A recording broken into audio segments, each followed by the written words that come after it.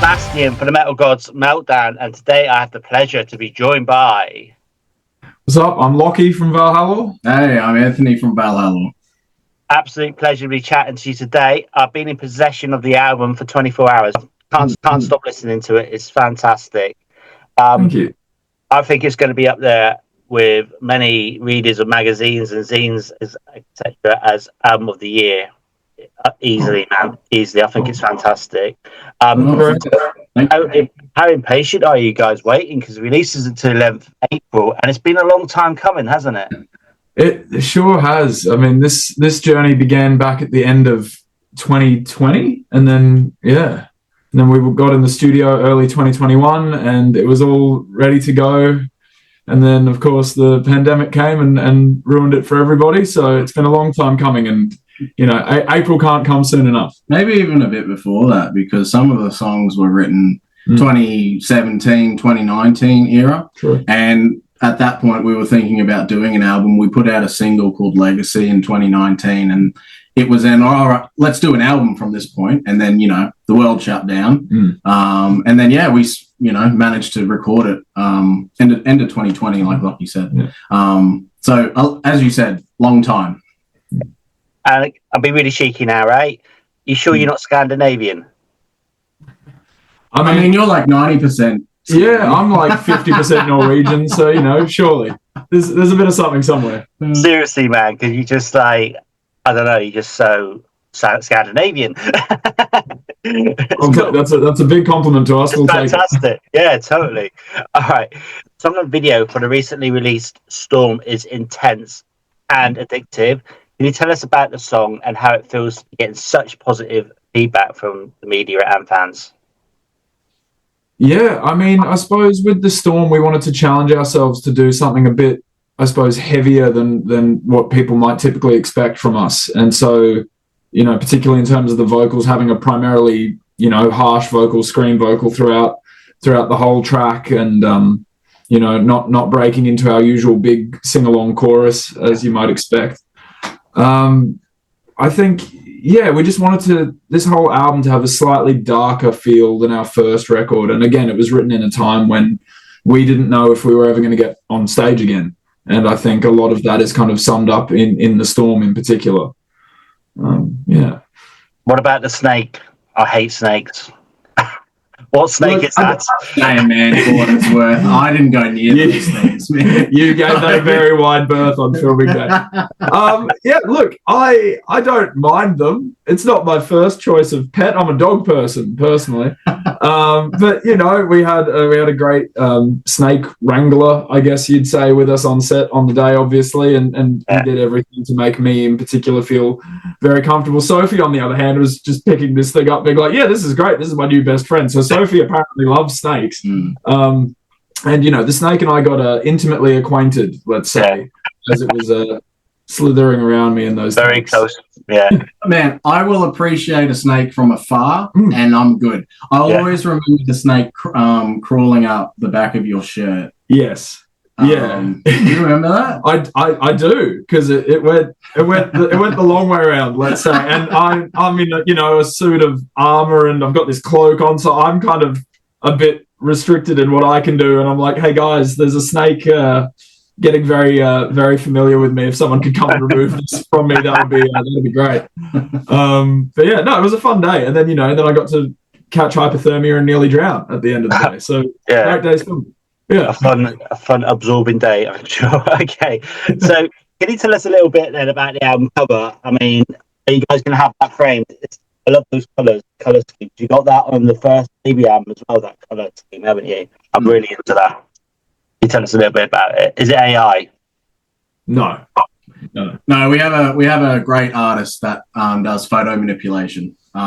So he was a recommendation to me from a colleague in 2017, and he did the first album artwork, which blew us away. We thought, wow, this is amazing. I'm probably going to use this guy for every other album art.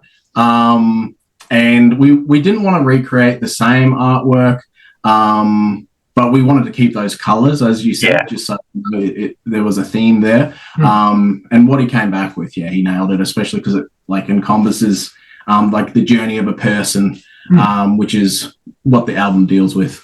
Yeah, and I think on that same token, the color scheme and the album musically is very much a continuation of the first album. So we wanted it to be in the same universe, so to speak. But yeah, as Anthony said, without being a carbon copy of Voyage. So yeah.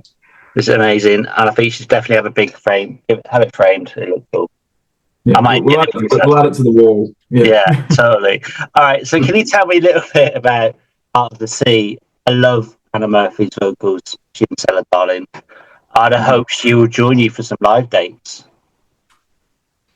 That would be the dream. I mean, again, when we started writing that song, it just felt that it needed to be a duet from the jump. And then we kind of joked to ourselves like, oh, this would be a perfect song for Anna. And we thought, oh, but we'll never be able to get her, you know, she's the other side of the world and probably doesn't even know we exist. And then sure enough, Sam, our producer, and through his band had a contact with her, and we reached out, and she said she loved the track and very graciously agreed to jump on it. So, you know, that's a bucket list moment for me personally, being able to say, you know, I've sung a duet with Anna Murphy. It's pretty crazy. That's amazing, man. So you've not actually met in person yet? Well, years ago, we crossed paths years ago. One of our first shows was actually opening for Helveti on their Australian tour. Right. I think that was the Helvetios tour or the Origins tour. I can't quite remember. It was the Origins tour. So back when she was still in Helveti. So we crossed paths very, very briefly then. So I don't know. It'd be nice to meet her more extensively, hopefully, in the near future. Well, hopefully. I mean, what's the plans? I mean, you've got a tour coming up, haven't you? Yeah, we do. We've got our first headline tour in what feels like forever in May, just up and down the East Coast. And I'm sure we'll add some other cities in at later dates and whatnot, because, you know, as usual, there's people screaming at us for not coming to the other side of the country to play in places like Perth. So, you know, we'll get there. We'll get there eventually. And then beyond that, who knows? Anything's possible. Amazing. Did I read somewhere that you were scheduled to play Wacken as well, and because of COVID, it got... Oh, what a bummer, man. Yeah. We were due to play there in 2020. And then we had a 6-week European tour booked with Bukovina across Europe as well. So we were going to do Wacken and then come home and then go back over there to support them at the end of the year. But unfortunately, it just, all had to be cancelled, postponed, yada, yada. Yeah. So we recorded the album instead. Yeah. Fantastic. Well, hopefully that will happen this year on the back of this release, or even into next year. That would be amazing to get you over here. Okay, so you've also got a re-release of Voyage Into Eternity. That's really cool. I mean, how did that come about? Was that through RPM? Was that their idea? Yeah, so this is a very long-winded story. I'll try and keep it brief. But obviously, again, because it's been so long since recording the album and wanting to release it, and we've had lots of administrative changes within the Valhalore camp in that time. And so at the beginning of last year, we thought, okay, let's go independent. Let's release, a single and do all of that. And then sure enough, off releasing Horizon independently, RPM reached out and we were able to come to an amazing deal with them, and they liked both the new album and our previous one. So it's really cool to be able to re-release Voyage and to get it on vinyl for the first time, which is, very exciting as well. It's a nice little, full package, as it were, with the amazing team over at RPM. Yeah. Yeah, they're absolutely brilliant record label. So, like I say, hopefully they'll get behind you, get you a tour over here into the UK, Europe, everywhere, America, wherever. Just do it. Here's we'd like to come to the UK. We have a fair few listeners there, so that'd be good. Yeah, you definitely do. I've been seeing that. Okay, so what do you hope listeners will take away from the new album? You go. I have something. You go.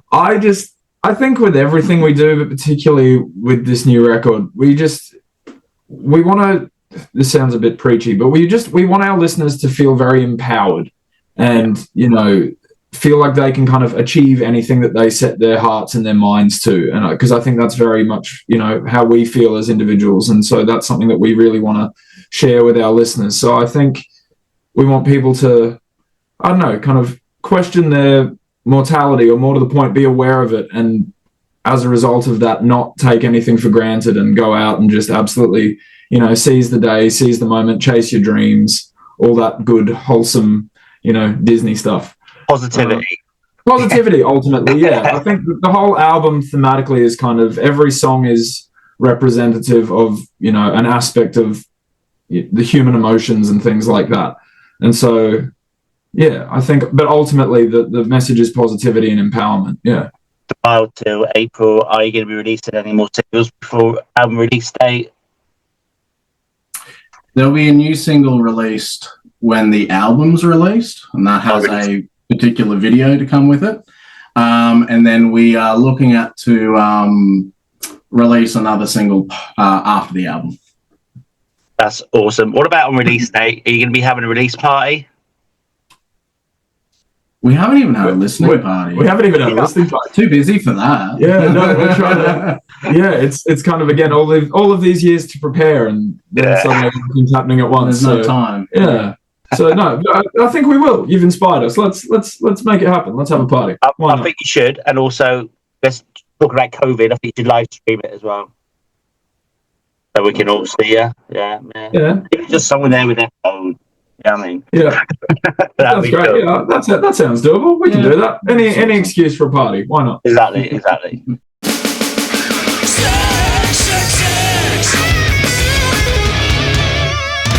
Once by Nightwish, Time One by Winter Sun, and probably Helvetios by Elvati would be my top three. It's always so hard, man. Hate Crew Death Roll by Bodum. It'd be the Winter Sun debut or Time One from Winter Sun, obviously. And the third one's really difficult, Yeah,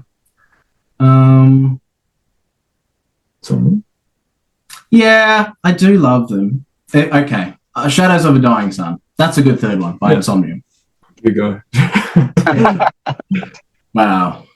Alexi Laiho, definitely. Yari Mayanpa, definitely. And my third favorite musician, I'll go with Jeff Loomis. Yeah. Good choice. I'm gonna butcher the pronunciation of this, but Thomas Halponen, I think. I got vaguely marked from Nightwish. Yeah. I'm also going to say Yari, because Yari is a god. And probably Matt Heafy from Trivium. I love Matt Heafy. Great choice. All right, so what are three essentials to take on your tour when you go touring? For me, one is a fan, because I run hot. A pillow as well, man. Sleep is just really important. You're very particular. When you tour, you just have to be comfy sleeping. So whatever helps that be as comfortable as possible. For me, it's a pillow and a fan and an eye mask. There we go. Your inhaler. Yeah. So for me, I've got a handy dandy humidity mask called a humidifier, so I can be in the long flights and bus rides without losing my voice. So my humidifier.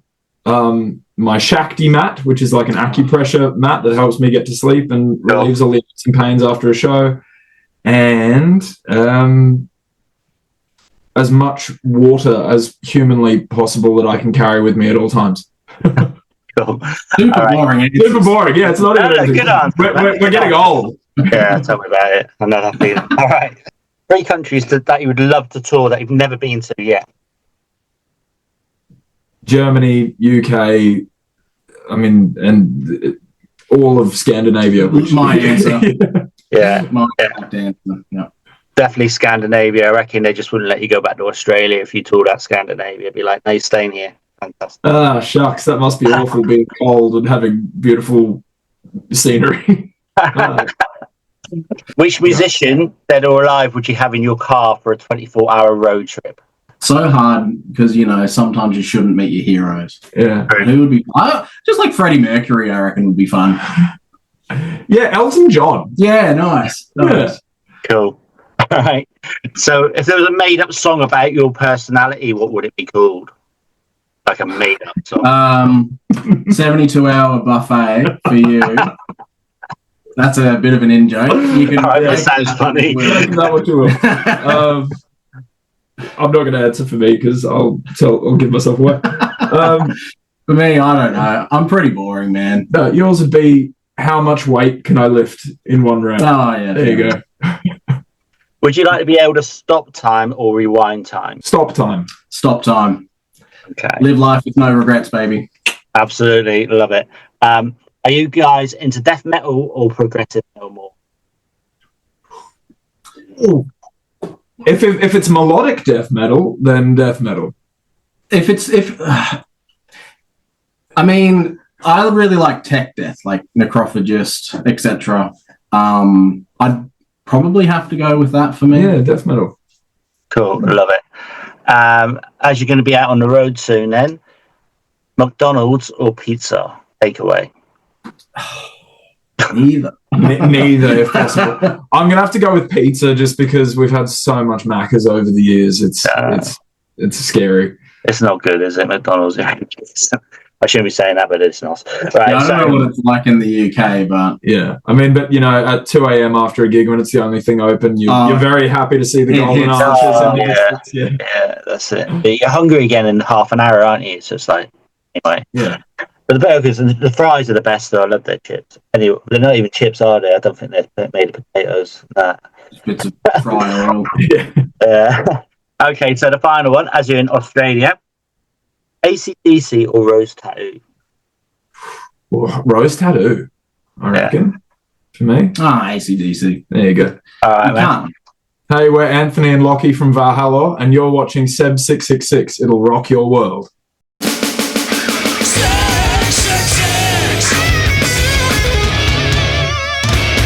Do you have any final words for your fans, our viewers, and listeners? And again, congratulations on the album. Not worthy. Thank you very much. Thank you. Yeah, just pre-order the album if you haven't already, and we can't wait to hopefully come and see you all in the UK very, very soon.